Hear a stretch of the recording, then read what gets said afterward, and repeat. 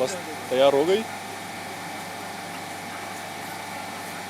Round नहीं चलाना है, चलाते हैं।